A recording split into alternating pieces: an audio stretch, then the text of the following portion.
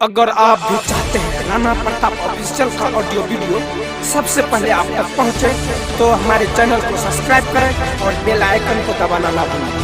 धन्यवाद।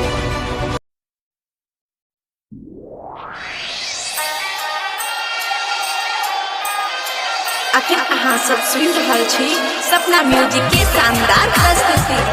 चले जाओ यहाँ से, हम कहते हैं चले जाओ यहाँ से, दोबारा यहाँ कभी नहीं आना। Go away। तुम सिर्फ मेरी हो और किसी की नहीं हो सकती। सुन यारवा रे,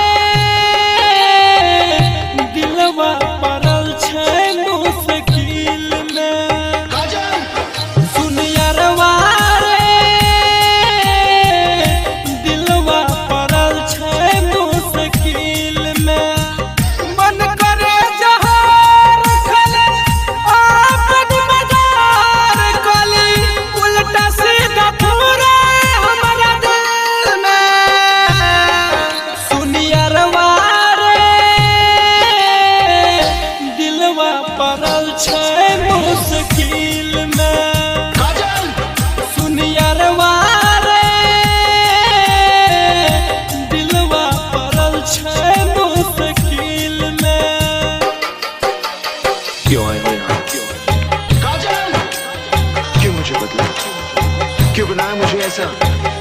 क्यों दिखाई मुझे वो खुशियाँ, वो प्यार, ताकि आज तुम मुझसे कह सको कि वो सब झूठ था और सच ये है कि आज तुम किसी और की बनना चाहती हो। काजल, जहाँ तेरे सिर्फ हथियार छोटे हैं, चलाना नहीं भूले।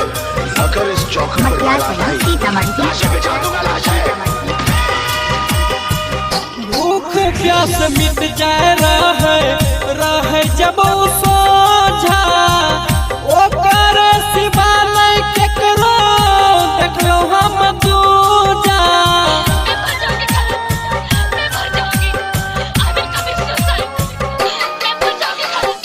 भूख प्यास मिट जाए रहे जब वो सोझा, ओकर सिवा नहीं केकरो देखलो हम दूजा। सोचे छी देख कने मनाई कर बिन नहीं मनाई, जोरा पट ठोकल चल किल में। सुन यारवा रे, दिलवा पड़ल छै मुश्किल में। सुन यारवा रे, दिलवा पड़ल छै मुश्किल में। काजल, हम किसी दूसरे की अमानत है। नहीं, तुम सिर्फ मेरी हो और किसी की नहीं हो सकती। हम दोनों के बीच अगर कोई आया तो समझो वो मर गया। लाशें बिछा दूंगा, लाशें, लाशें बिछा दूंगा, लाशें। काजल, चले जाओ यहाँ से। जान से ज्यादा चाहलिए